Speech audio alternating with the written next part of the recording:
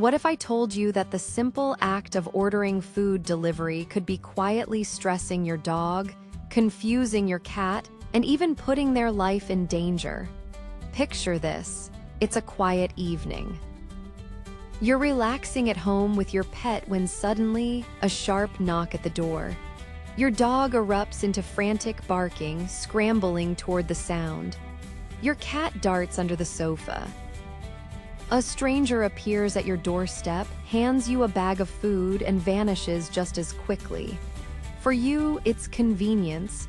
For your pet, it's chaos. And that chaos is happening more often than ever. Because behind the ease of apps like DoorDash lies a pattern of disruption most pet owners never see until it's too late.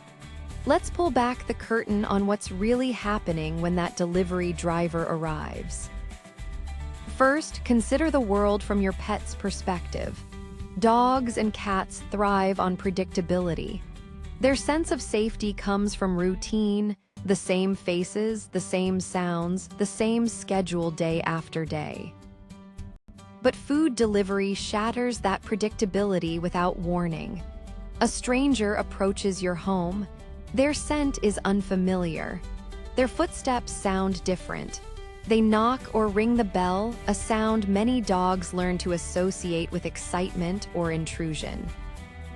This triggers what trainers call alert barking, a burst of noise and motion that to your pet feels like defending the territory. But it's not just noise, it's stress. Every unexpected visit sends their heart rate soaring. Their cortisol levels spike. Over time, these repeated surprises can lead to chronic anxiety, a state of hypervigilance where your pet is always on guard, waiting for the next disruption. And it doesn't end when the driver leaves. Because now your home smells like takeout. The lingering scent of fried food, spices, or grilled meat can be overwhelming and tempting. Which brings us to the second danger, food safety. How many times have you set that delivery bag down on the floor while you grab your wallet or close the door? It only takes a second.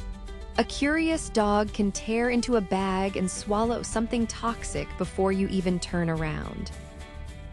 Onions, garlic, chocolate, xylitol, common in human foods, deadly for pets. And it's not just the food itself. The packaging can be a hazard. Plastic bags, sauce containers, wooden skewers, all things pets might chew or swallow, leading to choking or intestinal blockages. But let's go deeper, because the real risk isn't just one single delivery. It's the habit.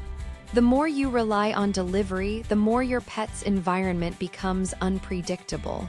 They never know when the next intruder will arrive. This erodes their sense of security, the foundation of a well-adjusted animal. Think about DoorDashing as a series of mini training sessions, except you're accidentally training your pet to be anxious, reactive, and food-obsessed. Every time the doorbell rings and they bark, then you open the door and food appears. You're reinforcing the idea that barking equals food arrival. You're building a cycle of excitement and frustration that's hard to break. Now let's talk about the long-term impact. Pets with high anxiety are more likely to develop behavioral issues, from separation anxiety to leash reactivity. They may become protective of the front door, making it difficult for guests to visit. Some dogs even start to guard the entryway, growling or pacing whenever someone approaches. This isn't a well-behaved pet.